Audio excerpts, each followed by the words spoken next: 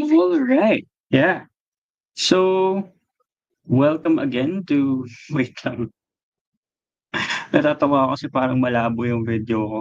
So, I don't know how to do this right now. Pero, let me try to sort it out. Okay. Not sure if malabo din ba sa inyo o pananaw ko lang ba 'to because of my eyes right now. Ah, ayusin natin. Okay. So, live tayo nag-aayos lang. Ayan. So, mukhang okey naman na as of now. So, mas malinaw na siya. Yan, all good. Sige, so, alright, this is Kage Thoughts, Season 2, Episode 5, no? And yung pag-uusapan natin dito tonight is yung tendency nating mga tao to either dive into being stuck in the past, so mas past-oriented people, and then there's also being, ano naman, parang ino-overthink naman yung present. Okay, right. Sige. So, at this point, basically, I would just like to invite muna everyone. I have this FB group where I spark conversations basically about life and how to have sustainable growth in your personal well-being, your people relationship, and your preferred lifestyle, including your business, finances, and all income streams. Okay. Yeah, and that's called the School of Life Systems. I posted dyan sa yan, nakapin yung comment. So you can join that community in case you want intentional conversations on any of these topics. Kasi basically, finding your balance in like these areas of life, yun naman talaga yung mas nagme-make up ng satisfaction and fulfillment in life. No? So, all right. So I'll dive into yung topic na natin for tonight. Okay. So, sorry. For some reason, medyo nadi-distract ako sa merong ingay sa laptop ko, eh, na hindi ko magets for now, pero let's okey. Anyway, sige, go. Alright. So, diving into this topic, isa 'to sa mga, napa-puzzle ako about 'no. Kasi, um, ako mas ano, mas future-oriented ako. So, madalas mahirap sa'kin maintindihan why some people keep, talking about yung mga past experiences nila. As if yung pakiramdam is, ah, parang parang kailan lang nangyari kahit sobrang tagal, okey? Sa'kin naman kasi mas normal na pag-usapan yung mga bagay na paparating pa lang, future pacing 'no, yung dating. Um sa strengths na side of things, like if you're familiar with Clifton Strengths, shout out to Coach Ron Magsalin. Siya ang paborito kong ano, Gallup certified ano, strengths coach, 'no. And I also started my journey na, with strengths coaching. So, may starting kit na that I bought with Gallup. Anyway, so ako sa Gallup Strengths, one of my, top 5 strengths is strategic. Which actually helps me, ah, mas tingnan yung mga bagay from a future pacing dynamic. My wife on the other hand, isa sa mga top 5 strengths niya is restorative. And yung nangyayari naman is mas may tendency to look into the past, 'no? So, 'yan merong mga iba't ibang, makeups kung bakit mas ganito tayo. Pero yun yung 2 ends of the spectrum tonight, okay? So, starting my timer here, 'yan. Ano yung, pros and cons?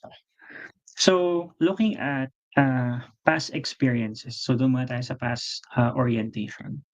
Um, Dalawa yung puwedeng mangyari on either, past or future, 'no. So, start tayo with past. You can either be held back by past circumstances, okay? Or you can, use past circumstances as a stepping stone, okey? So either naho-hold back ka nun, nagiging baggage sa'yo yung past, yun yung one effect of that, or nagagamit mo siya as a way to learn and make better choices moving forward, okey? Um, so mahalaga na makita mo regardless kung nasa past orientation ka, alin ba yung mas nagiging epekto sa'yo nung dalawa, okey? And may mga layers pa yan, kasi puwedeng yung ibang past experiences mo na-process mo na at dahil na-process mo na, puwede mo na sila ngayong magamit into a tool for better choices moving forward. Ibig sabihin stepping stone na, na-convert na sila into a stepping stone. While some experiences in the past, hindi mo pa napa-process and yung effect nila sa'yo is usually unintentional kasi wala kang control dahil hindi pa siya na-process. This is why like certain types of coaching exists, therapies exist. There are different ways of helping a person to look into their past, process it, make sense of it, take what is useful, and then let go or discard what is not. Okay. So, alin man dun, we're always gonna have things in the present and in the future na maapektuhan ng past circumstances natin. Pero mas nadodoble lang yung both benefit of processing something in the past o kaya being dragged by the past for people na mas ang tendency laging tumingin sa nakaraan, okey? So this is one end of the spectrum. Lahat ng tao puwede naman talaga mag-look back, pero merong mga tao na mas natural sa kanila, ibig sabihin mas madalas nilang ginagawa na mag-look back or tumingin sa past and doble yung nagiging effect sa kanila. I'm just saying doble pero hindi talaga yung statistically 100% more effective gano'n. Pero mas yung intensity, makikita mo na the things that are benefiting them kasi na-process nila from the past, mas matibay yung hugot nila from that in the present. Kasi past-oriented sila, okey? They are driven by that and mas attached sila dun sa past. So kung beneficial yun, na-process nila at beneficial yun, doble rin yung power that it can give them in the present para maging stepping stone and like ma-empower kung ano yung magiging choices nila moving forward. However, the other side, it's a double-edged sword, is equally true. Kapag merong unprocessed things pa in the past of that person na mas past-oriented, then mas mabigat rin yun. Kasi mas madalas pa rin nila yung tinitingnan at naaalala and kung naapektuhan sila nun negatively, 'di ba? Like you're exposing yourself to more frequent intensities of something that's holding you back. Okay? That's one area we're looking at. So para mabalanse natin yung oras, jump muna ako sa kabilang side before I dive, deeper depende sa oras pa. Okay, future orientation, future orientation. Okay, it's actually the same makeup, okay? So puwedeng, may double-edged sword dynamic pa din yung pagiging future oriented. Hindi basta, hindi lang basta dahil na nakikita mo o nai-imagine mo o nase-simulate mo, what can happen into the future or mas yun yung tendency mo, ibig sabihin it's all for the better, okey? Yung sinasabi nila na advance mag-isip, it can play around with the positive and the negative outcomes pa din 'no. So, minsan we tend to, overthink the future. And overthinking the future can either be like negative stuff, the bad outcomes, the worst case scenarios, the things that could go wrong. Um, that's still part of like being future oriented. Hindi siya laging on the positive side lang. And that our brains, as I mentioned in the live kahapon, are wired to be negative, then mas malaki rin yung chances na future orientation can look at all the things that will not work out, okay? So, yun yung isang downside to it. However, you can with certain skills naman. So, yung kanina is, sa past orientation, it's more a matter of processing processing, kasi wala ka ng magagawa sa past, tapos na 'yun, eh. Or as I'd like to say, yung past is lampas na, okey? So, di ko alam kung matatawa kayo dun kasi live 'to. So, I wish minsan merong applause or crowd cheering. But all you can do with the past to make use of it is processing, okey?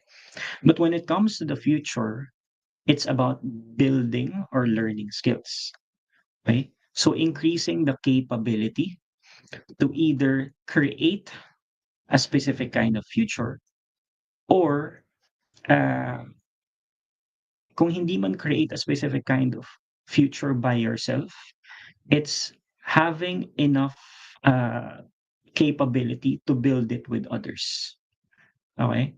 Kasi may mga bagay in the future na, kaya lang siya magiging negative kasi hindi siya kaya ng capability mo yourself o kaya hindi ka lang makahanap ng someone na magiging ka-combo mo so that yung capability ninyo pareho, that's one or more people. Yung, mag-e-enable na ma-build yung something na yan, especially if that future is like way bigger than just what you can accomplish yourself, okay? So, the negative, aspect of being future oriented or yung positive aspect ng pagiging future oriented, it's determined by your capability, to build a specific kind of future. So there's a sense of control dynamic to it. Hindi na lang kasi siya basta ipa-process mo, eh, kasi ito naman, may puwede kang gawin at may dapat kang gawin. Ibig sabihin, you don't leave it to chance because it's subject to change based on how you are actually, thinking, feeling, deciding, and behaving right now, right now. In both of these, no, uh, we need to understand this truth na all you really have, even if my orientation ka to look into the past, even if my orientation ka to look into the future, all you really have right now is the present, okay? So ano man nangyari in the past, all you can do is to process it so that it can be useful in the present.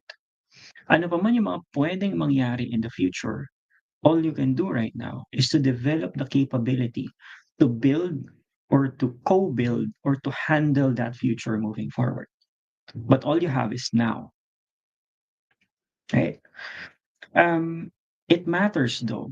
It really matters na as we are building lives together with other people, to develop a specific respect for the perspective of other people, especially if yung perspective nila is coming from a place na mas hindi natural sa'yo, right? I'm a future-oriented person, but I tell you, kahit mas future orientation yung meron ako, and I've invested enough time, energy, and attention in building specific skills so that I can be more capable to live a future that I am satisfied with. It's unfolding on a daily basis, but I see myself in a better direction now because of the capabilities na na-add into my toolbox because of different learnings, no? So I I I pretty much I have that covered at least from a 20% Pareto thing. There's still room to grow, still lots of things to experience and to learn, pero I pretty much have that kumbaga figured out. I kinda see the pattern of yung pacing ko of na nasatisfied ako about to build that future. However, even with all that effort, I cannot discount, I cannot like I'm saying this like with the utmost emphasis.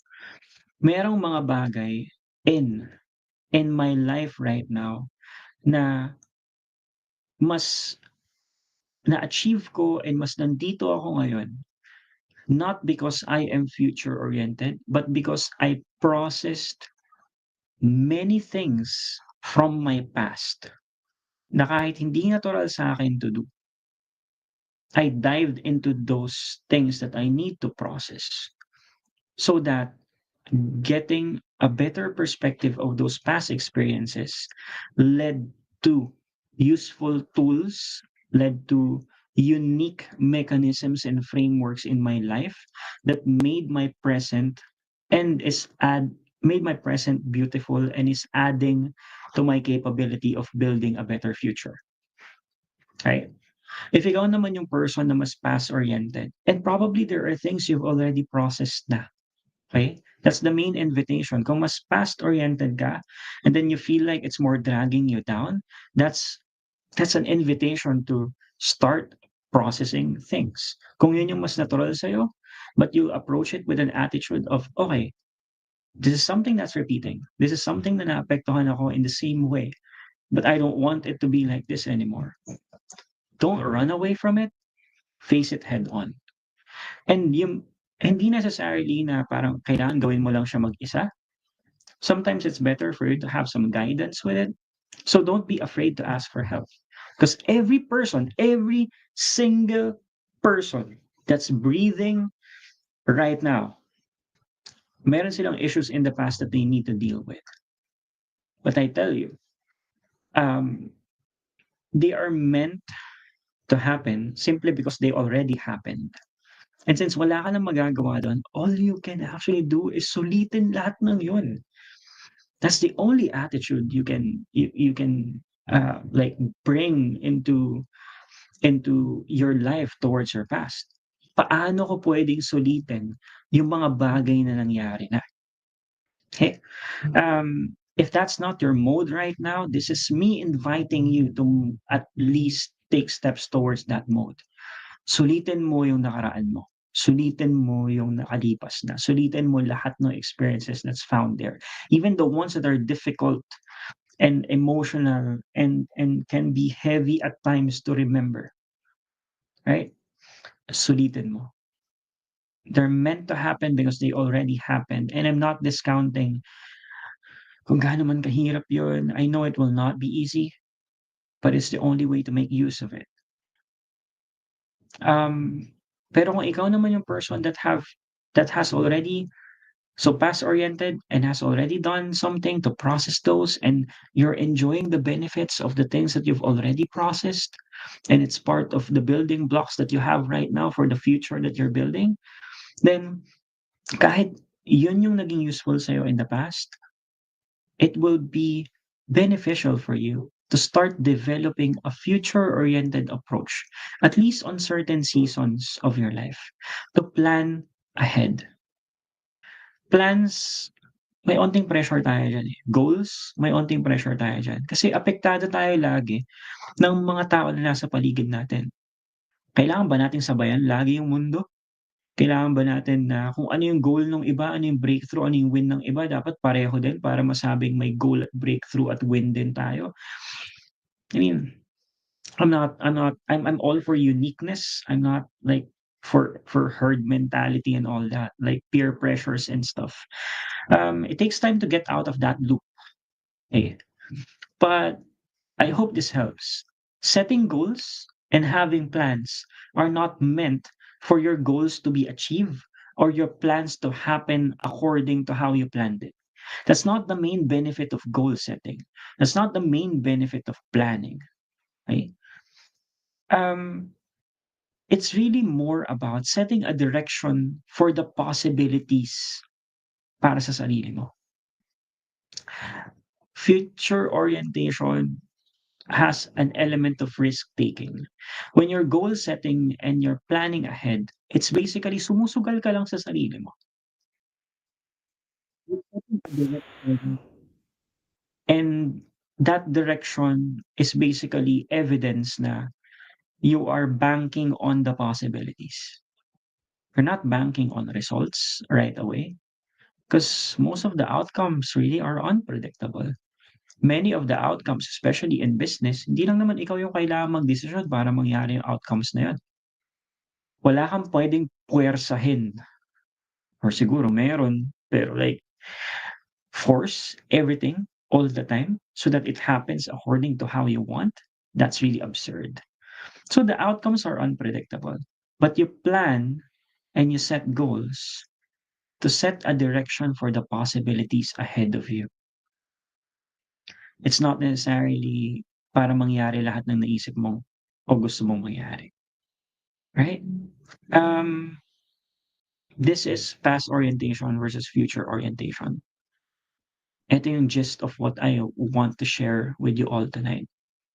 But at the end of the day, all you have is the present. So how can you process the past so it's useful in the present? And what capabilities are you increasing right now so you can build a future that you are satisfied with? That's it for Kage Thoughts. So maikli lang tayo kasi Friday and may lagnat pa ako. Kaya like I'm cutting this short for now.